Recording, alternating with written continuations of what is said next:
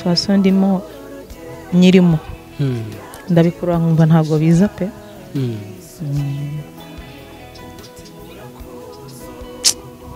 kubona umubyeyi arira aba ari ikintu gikomeye cyane ntago biba byoroshye ndabyiboneye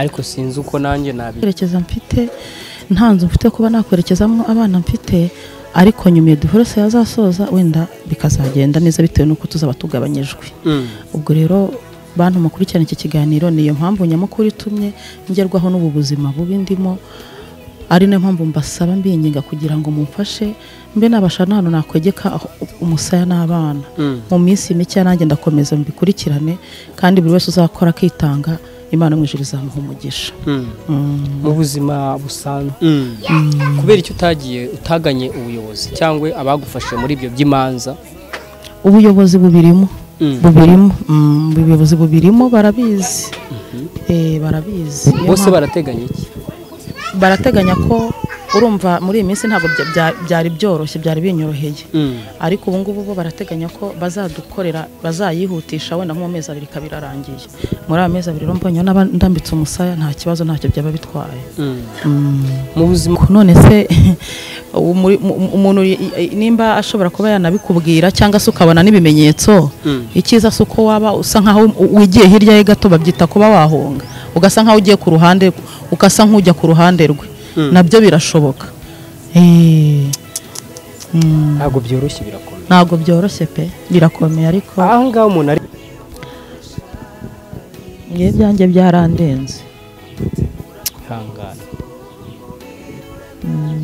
ariko Imana irabizi ifite iherezo izabishyiraho iherezo ndabizi hari genza izabishyiraho iherezo hari genza agaruka hari kuvuga gutya wenda Imana yabikoze nanjye ntago nibaza ukuntu konye niryo uko uyu munsi ushobora kuba ufite buri kimwe cyose isi gusaba ako mu gihe gito ugasanga ntacyo nakuyemo isomo ry'uko rero igihe icyo ari cyo cyose ushobora kwisanga nyine nta uri hasi kandi ko bishoboka n'ayo masomo nakuyemo ubwo rero udukurikiye inama namugira ubaho ukamenya kubana n'abantu kandi ukagira neza kugira ngo igihe uzagera imbere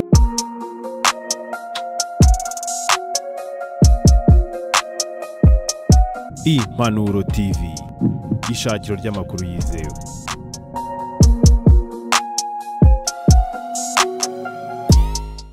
Komeza mwami muri uru rugendo imyambi y'umubisha irisukiranya umutima urakuza umubiri urananiwe isari ni nyinshi ntazagwa mu nzira komeza mwami muri uru rugendo imyambi y'umubisha irisukiranya umutima urakuza umubiri urananiwe isari ni nyinshi ntazagwa mu nzira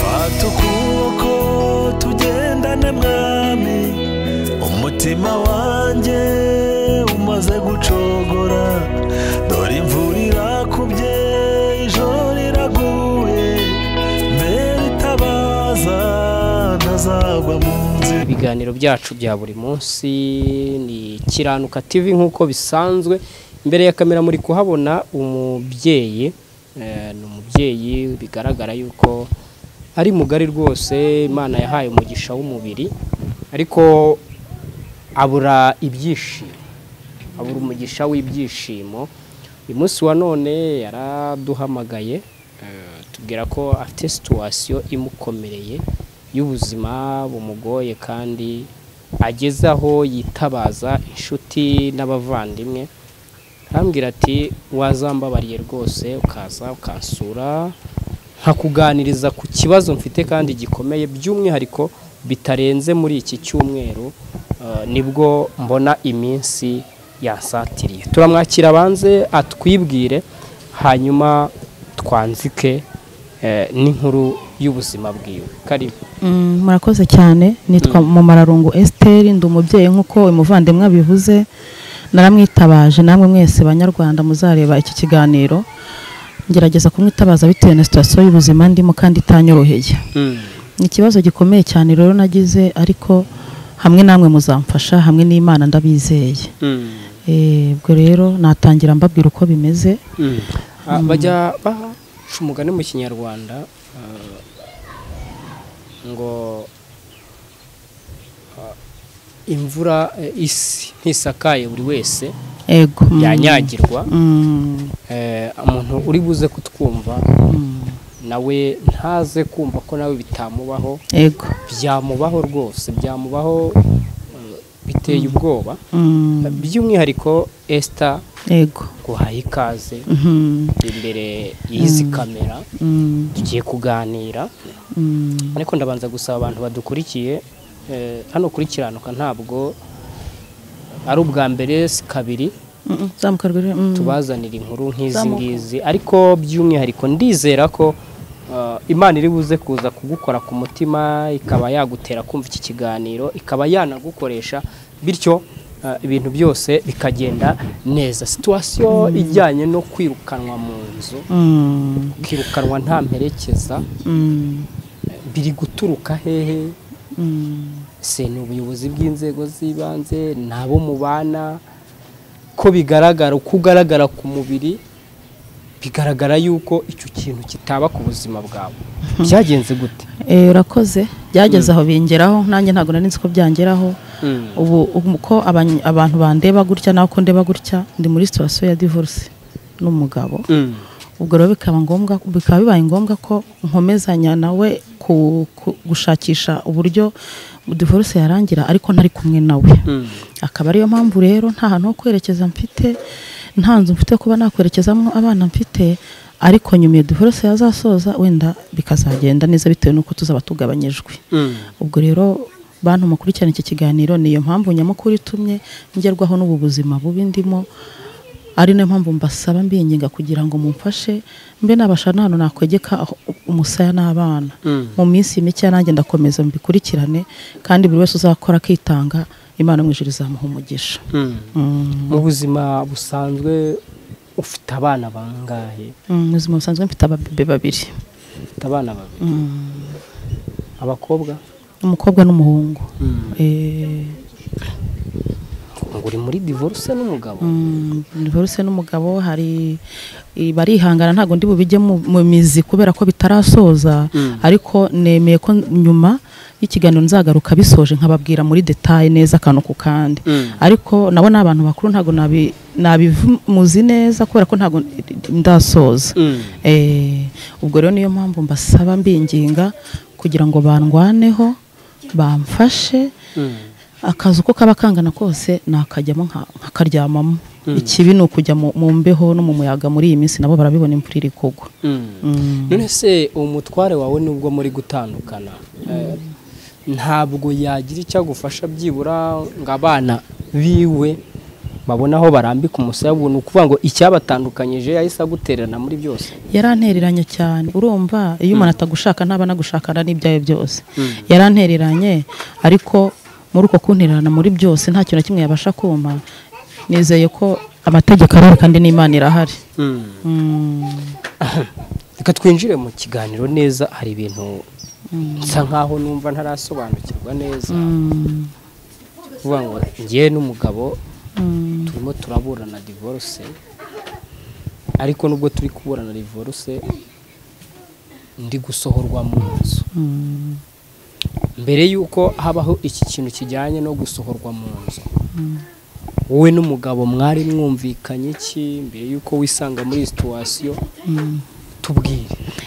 Ubundi kugira ngo mbe ndi gusohorwa mu nzu, nuko ntakomeje gukomeza kuba nashakisha icyo nyishyura kubera ko nagumye kwirukanka muri izi manza zose ariko ni iby'igihe gito nabwo ntabwo ari iby'igihe kirekire twe twumvikanye ko azajya akomeza kuba yanyishyurira ariko ntabwo we yabikomeje ariko mu gihe atabikomeje reka mwihorere nanjye nshakishe ndi umuntu mukuru ntabwo nzapfa uko byagenda kose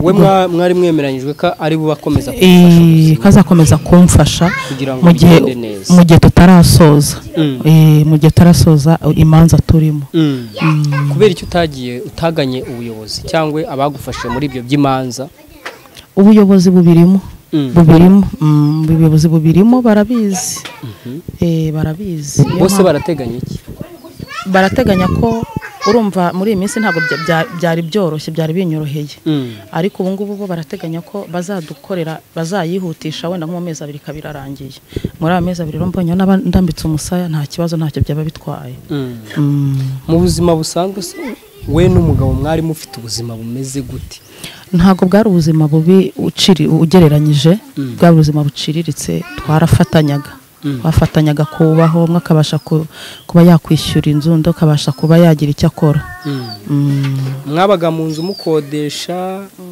mwari mwifitiye inzu yanyu twari dufite iyacu kuki si ubuyobozi butatumye uyigumamo kandi ari wowe ufite abana icyiza ni uko bararebye basanga icyiza ari uko twava mu nzira naba ngiye kugira ngo ibintu bive mu nzira babashe kubikemurwa nibwo buryo bahisemo urumva abantu dufite amateka twabayemo nk'abanyarwanda buri wese arayazi ubwo rero icyiza nuko byari kugenda gute nari kuba ngewe ngiye hanyuma ibintu bikazasozwa neza niko buri ababihisemo ariko none ntabwo byumvikana ukuntu bari bakwiriye we kugusohora n'umwana none se inzu irimo nde inzu nta muntu uyirimo nta muntu n'umwe uyirimo nawe ntabwo ayirimo nta n'uyikodesha ntawe paka birangiye paka tubisoje bigasoza ariko nk'umutware mwabanye ndetse mwashakanye yagakwiriye byibura kuba atashimishwa nuko urimo urazerera n'abana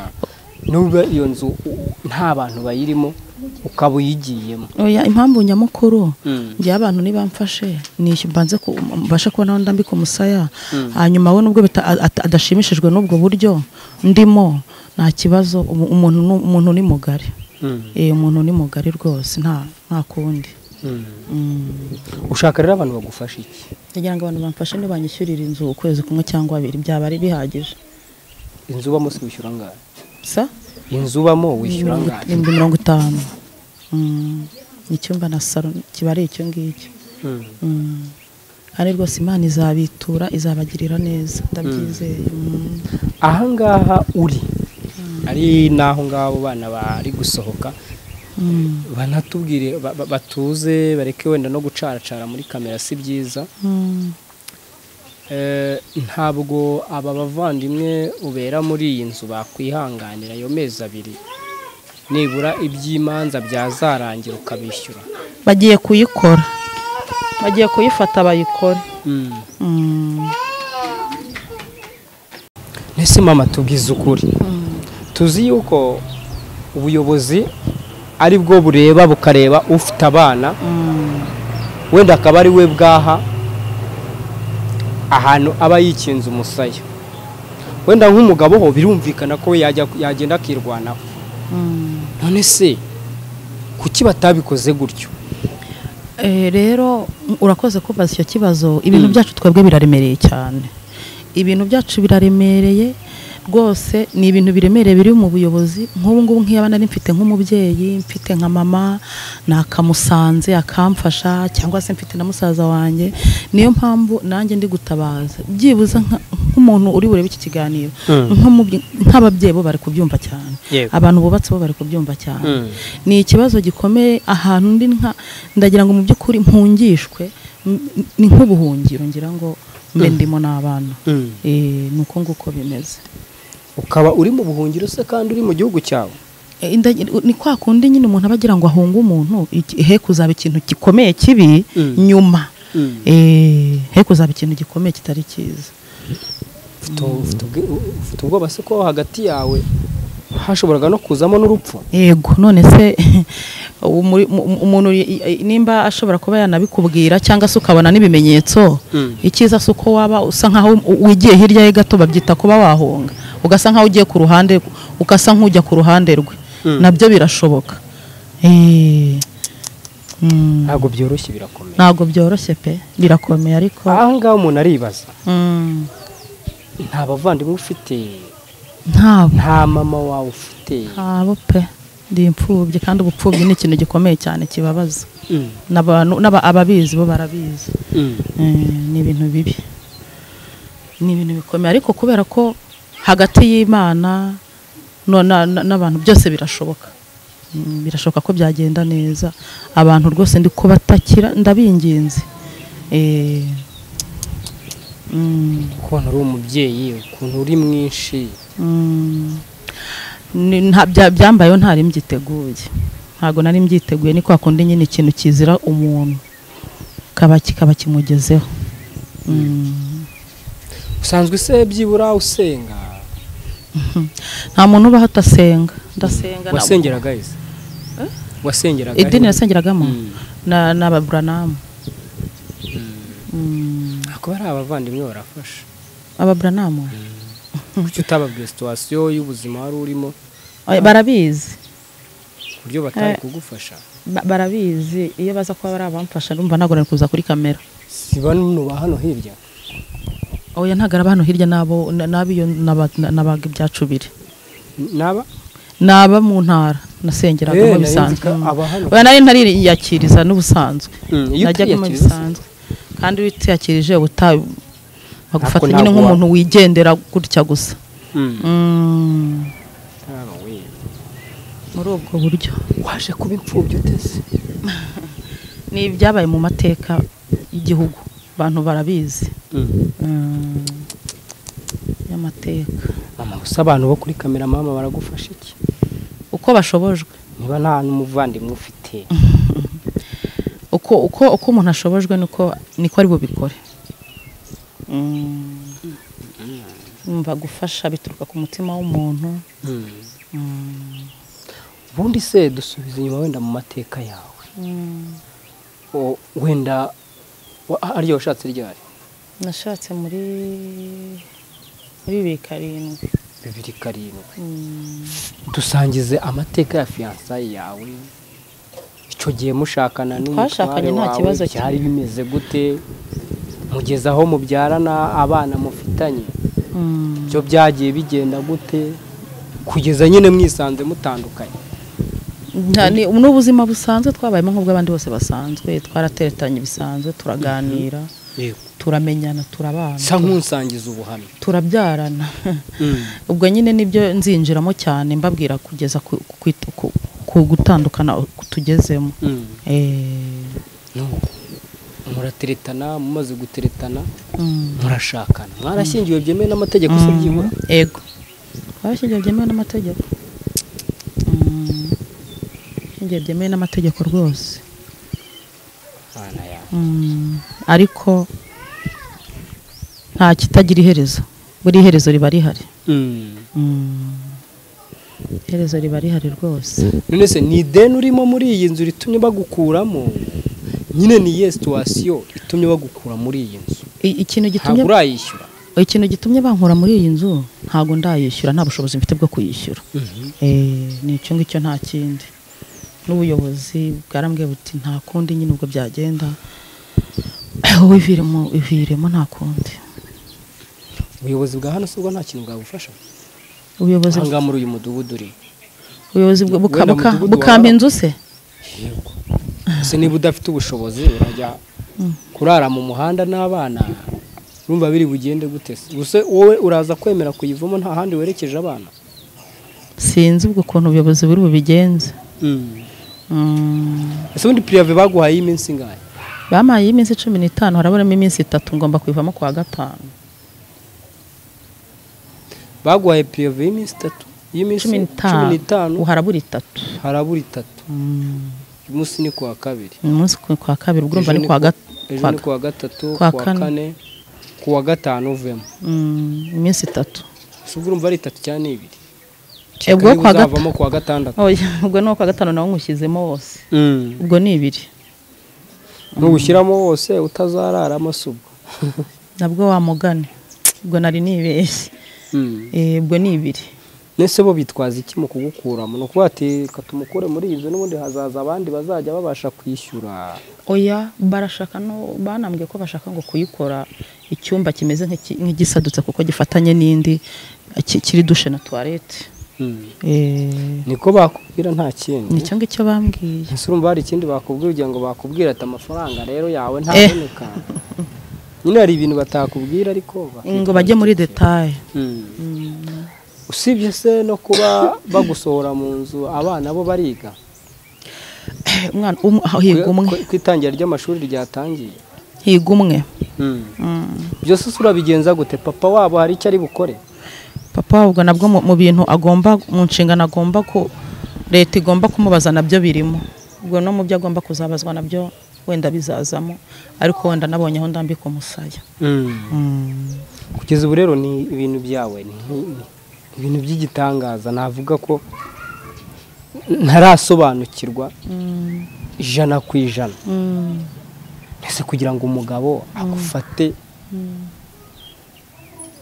cyangwa leta ifate umwanzuro w'uko ugomba kujya kuba ukwawe nawe akabukwe cyeka haba harabaye gucana inyuma hagati yabo habayemo ikibazo gikomeye aricyo nzabaganirizaho ubukurikiraho ariko na leta ubwabyo nitabizamo nanjye ubwanjye nahunga umuntu kuko kugira ngo umuntu ajye kukwica uri umuntu mukuru wabirebaga za mfu tujya tubona nazo nanjye ubwanjye nazitinya nkafata n'uwo mwanzuro ako ntabwo yari gukora kandi uri umuntu mwashakanye byemewe n'amategeko none se umuntu mwashakanye byemewe n'amategeko ntiyakwica ntiyakugirira nabi se erega biri kumwe n'umuntu ububireba ububireba kandi kuguma guhatiriza nabyo nabonye hari igihe bivamo ingaruka zitari nziza si ibi bintu bya divorce ko bimaze gufata indi ntera muri iki gihugu cyacu kandi ko bidindije iterambere ry'umuryango divorce ni ikintu ngira ngo sinjye njyenyine ahari ngira ngo ugiye nko mu rukiko wasanga abantu famiye nyinshi pe nyinshi cyane nyinshi ni nyinshi ukurikije ikigutandukanyije n'umugabo yaba ari amakosa yawe cyangwa ni amakosa y'umutware wawe urumva abazareba iki kiganiro urumva baravuga ngo nta wivuga amabi kandi ameza ahari ubwo urumva wenda ntago navuga ngo ngiye kwivuga nabi ariko uko nzabasangiza ubukurikiraho bazamenya neza ko atari ngewe ni ibintu by'imiryango bijemo ikintu kitari cyiza duhitamo gufata uwo mwanzuro ikintu kitari cyiza si ubwo kimeze gute urumva nyine reka tubwire ntago kukivuga gutya directe kandi biri mu rubanza batararangiza kuduha uburenganzira ntabwo barabaha agatanya se ntabwo barabikora urumva ntago byaba ari ntago nabanishe wenda se nkari nk'urubanza wishe iperereza se urubanza ntago mwamaze kuburana ntibyarangiye igisigaye ntago hari ibitararangira kandi ngira ngo bisoze atari nge ubaye intandaro yabyo ubwo buryo abantu bakuru b'ababyeyi bari kubyumva bazabyumva ndabizi ndi kumva ndi gutungurwa cyane uri gutungurwa niko iyi isi imeze ko ndi kubona kuri mukuru byanga bigunda ko n'umutware wawe nawe ashobora kuba ari mukuru kuki mutandukanye impamvu zitandukanye abantu ni nyinshi pe ngira niba utangiye kugera muri situation imeze gutya yo kwirukanwa mu nzu no kubura aho urambika umusaya n'abana n'icyo kubagaburira ngaho mbwira ubuzima mushyizemo abana banyu kiba ari ikibazo ingaruka nyine zigera ku bana uko byagenda kose zigera ku bana si ikibazo gikomeye cyane nese kuki mujya gutandukana icyo ngicyo utagitekereje oya ushaka kujya gutekereza ugashiduka ubuze ubuzima n'abana ntubarire cyiza no kwakujyanira nabo ukabarira ukiriho njye niko nahise mbitekereza ngaho rero abantu mwiganye abo muziranye abo mwasenganye ubwo nyine nabo nibabibona bazumirwa uratekereza ko nibakubona kuri kamera abo mwakoranye mu kazi batekerezeho niba kubona kuri kamera uri kubabwira ati nabuze amafaranga 50,000 byo kwishyura inzu mwakabyaramo. Bazabirebaho nyine bumirwe babone ko iyi si atari nziza, bivemo inyigisho ahubwo ndakeka. Iranyagira igakabya isi. Ariko nyine nk'umuntu bitarageraho nabibona azumva hagazabe wenda nk'agaciro. Azumva ari ibintu nyine bitakagombye kubaho. Niko nge mbitekereza. Mbega amahano.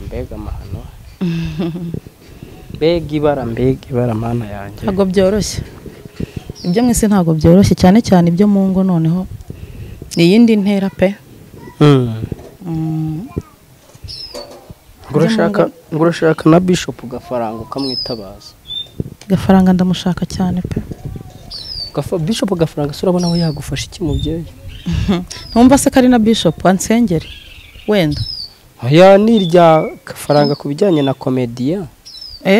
Nicyo kintu yabyitiriye, ariko se kuki we wamutekerejeho noneho ugatekereza nanjye nyine wumvaga twebwe ubwacu? Ngewe mwembi ndabizi ko Imana izabanyuriramo muri babiri kandi ndabyizeye. Ubyumve ngo muri iyo minsi 2 nta imbere y'Imana iri kura mu mutima wanjye nta handi hantu nize nimwe ndabyizeye muzamfasha. Muri babiri muzamfasha ndabizi neza kandi muri abantu baba papa. Kuki nta bandi bantu watekereje ugatekereza? Nukuri ku Imana mbura. Jeje nabonye nsanga hariya. Bona umeze nk'umuntu wataye umutwe, sinzi niba nabyita nk'umuntu wasaze. No gusara. Yihanganire. Nta kibazo. Heje ndawe ese uyu mubyeyi ungana gutya mukabyara mwe. Uje kunsanga kambwira ngo arashaka ngo nimwishyura amafaranga y'inzu.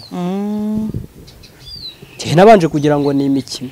None se wana narakubwiye ni ngenza mu rugo nze ndewe ubuzima ubayemo nuko bimeze, nzabyemera aruko uhageze.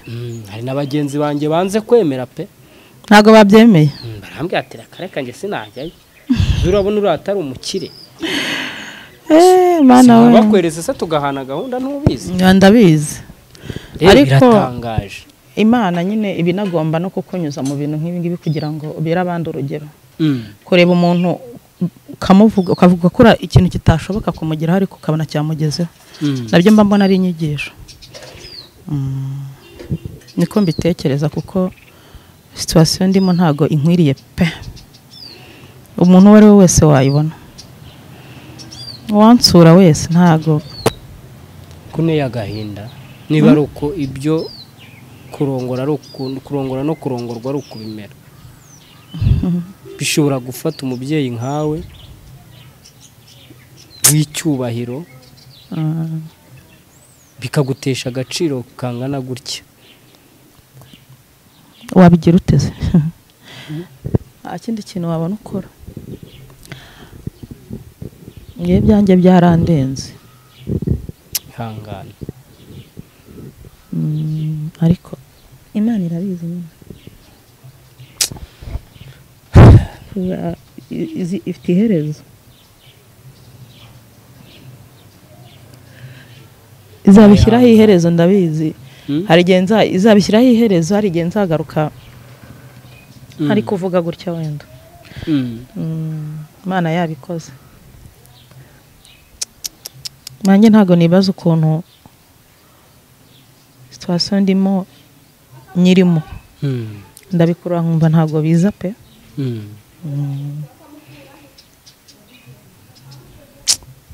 Kubona umubyeyi arira aba ari ikintu gikomeye cyane. Ntago biba byoroshye. Ndabyiboneye. Ariko sinzi uko nanjye nabigenza. Imana irahari buriya. Abanyarwanda bari kubireba. Uwahenyuza yaza akareba. Ni umuntu ageze kuri tere buriya abayegezeho kandi wabeshya. Umuntu wari wese yemerewe kuba yagusura se yaza pe rwose. Yaza nta kibazo kugira ngo anirebere ko atavuga ko mubeshya, kuko ni benshi bashaka kuvuga ko bitakunda bitashoboka. Yaza rwose ni karibu. Ntabwo byoroshye, birakomeye. Birakomeye. Hano hari umubyeyi ushobora kuba adukurikiye, hari umupapa ushobora kuba afite umutima wo kugira neza. Iyo uzi kugira neza ntubikore bikubera icyaha. Wenda reka twizere ko hari umuntu Imana yakoresha.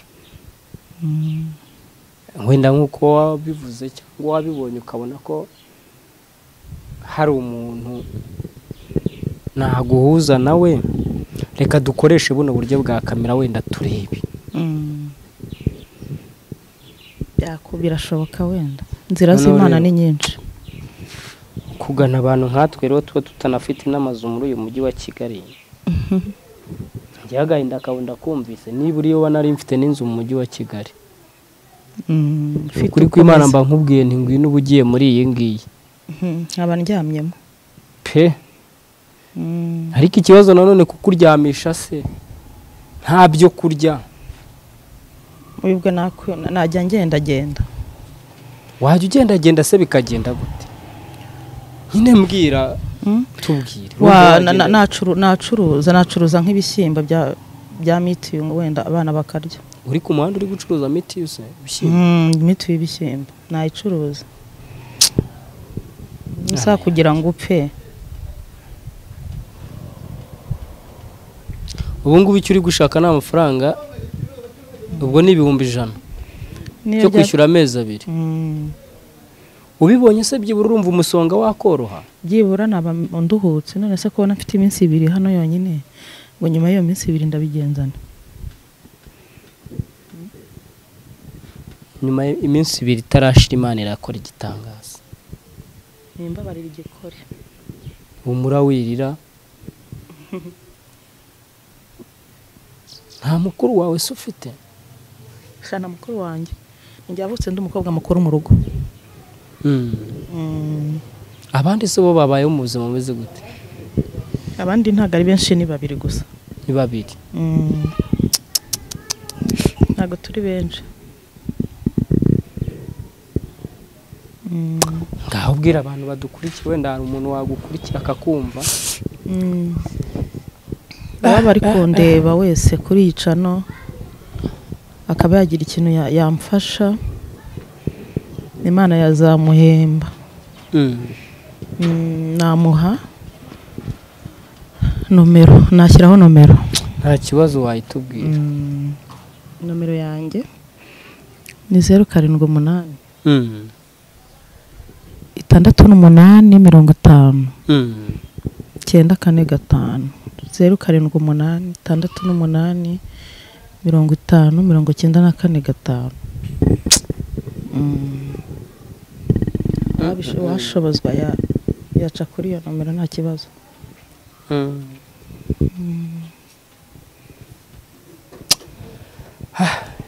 Sha kamubwire uzatabaruka. Theogene niwe wavuze ngo nta upfa adasebye. Ndasebye byo. Ndamuseka. Oya. Ariko simbikubwira nyine nuko yakigisha avuga ngo hari upfa adasebye se. Oya, yavugisha gukore. Ntago uri amuvandimwe yabeshyaga. Nyakwigendera Theogene umugabo wa Sia. Nta upfa adasebye ntawe. Nese mama, ukurikije situation urimo n'ibibazo byakubayeho bigatuma utandukana n'uwo mwashakanye, kuri wewe bigusigiye rihe somo wahereza n'abandi? Isomo rero nakuye muri ubu buzima bwanjye nubwo kumenya ko umuntu wese agomba kumenya ko nta kintu na kimwe kidashaka kumugeraho.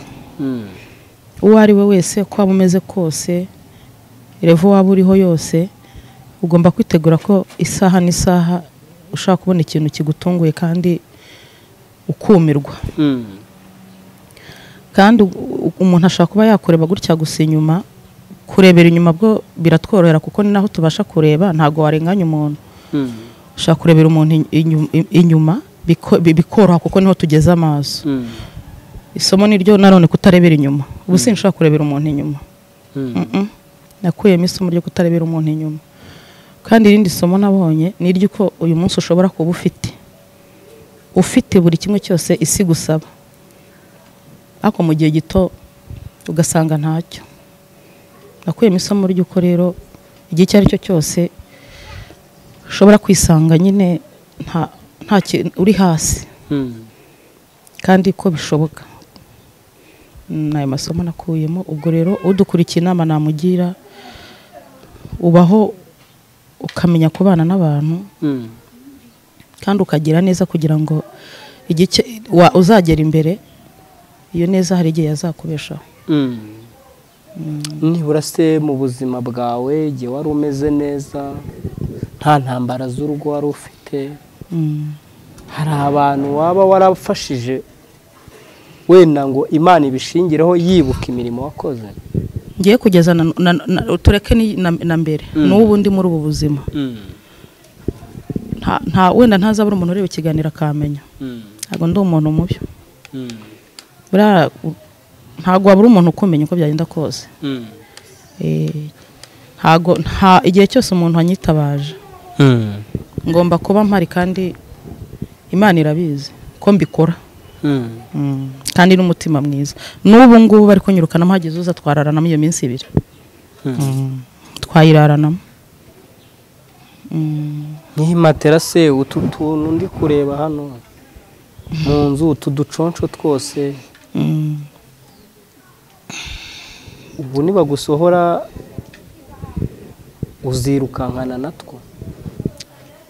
Hari igihe natwegeka nkano ngashyiraho ihema wenda. Ibyo se uzarikura? Ndabizi se ni ugupfa gutekereza. Ni ugupfa kubitekereza biri aho ngaho. Ntago wabona igisubizo. Se nkubwiye ngo ni uko bizagenda naba nkubeshye, naba nkwiraririyeho. Ntago namenye ngo nzatwerekeza, ariko kuko Imana ihari birashoboka. Urayizeye? 100%. Nkuru yawe inteye agahinda. Nakubeshye inteye agahinda pe. Nakubeshye ngira umutima wo kumva nafasha, ariko ikibazo ni ukuba udafite icyo ufite. Ubushobozi ni ugushaka gufasha ariko ntugire ubushobozi. Bibaho. Nk'ubu ngubu iyo nza ko hari ikintu mfite ntabwo mba nemeye kujya kuri kamera, twari gushaka iyo nzu. Ariko ni danje. Tugere ku musozo. Ariko niba ufite ikindi wowe cyo kubwira abantu nta kibazo, kwa ko nzakomeza kuba uwabo. Ikintu nyamukuru nabasangizaga cyari icyo ngicyo cyo kundwanaho, ariko tuzakomeza tuganire. Nzakomeza kuricana ntago nzayivaho, kuko nanjye hari abantu bazakenera ko mbafasha. Nshobora kuzagenda rero nkabafasha, nkaba najyana kamera nkavuga nanjye wangiriye neza, tujyane imperekeza. Ndacyari kuricano uko intambwe zajya zigenda ziterwa ku yindi nzajya nkwitabaza n'ubundi, kuko nimba nkwitabaje mu bibazo kuki mu byishimo nta kwitabaza se. Nibahumure rwose, buri wese uzagira icyo amfasha nawe nzakomeza musengere, musabira umugisha. Icyo nabasangiza.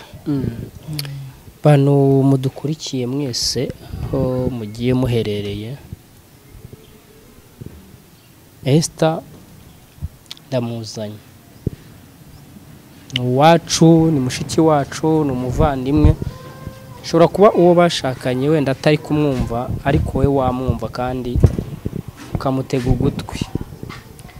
Niba hari uburyo ufite, ca kuri ya nimero nyibabwire, uyiceho umuhamagare kanyibabwire ni 07 karindwi ufashe 078 ni 0782 nabahaye 81 iri kuri WhatsApp ntago ari 078 68 50 945 niyo ya WhatsApp. Mana we use none iyi situation yo ndarwana nayo gute mwakabyara Esther ndarwana nayo gute genda ugerageze kudusanze uruwo gufashwa kandi nkaba mbona muri iyi minsi ibintu byarakomeye ariko hari impamvu biri kukuba wari impamvu kandi hari icyo bigomba kugusigira ntabwo Imana yagukomeza utarakomeretse nubwo yakomora cyangwa ngo iguhoza amarira utarize rero komera kandi wihangane twizere ko hari Imana igiye gukora. Urakoze rwose ndabyizeye. Umwanditsi wa Bibiliya yaravuze ngo ushobora kurarurira gacya mu gitondo impundu zikavuga ibyishimo bikaza wanakwirirwa urira ku mugoroba ukanezerwa. Twizere ko Imana iri buze kuza kumva gutaka no gutakamba no gutabaza ikagira ikintu ikora. Yego kashimira abari badukurikiye babwire ngo ibiganiro byacu nakagaruka babwiye ngo nitwa Ezekiel umuntu ufite umutima w'imbabazi wo gutabara umuntu Imana yagiriye neza umuntu Imana yatabariye ku iseta uw'Imana yagarukiye ku mwuka wa nyuma afite uburyo yashimamo Imana afite uburyo yagaragaza ishimwe agushyigikira kandi ejo n'ejo bundi ubuzima bwawe igihe azabona bukomeje nibura hazaba hari Imana yanditse kuri we avuga ngo watumye Esther wanjye bucya. Rero reka twizere ko hari abantu Imana igiye gukoresha kandi ibintu bizagenda neza. Esther reka ngushimire babwire ngo ibiganiro byacu nakagaruka murakoze cyane. Murakoze.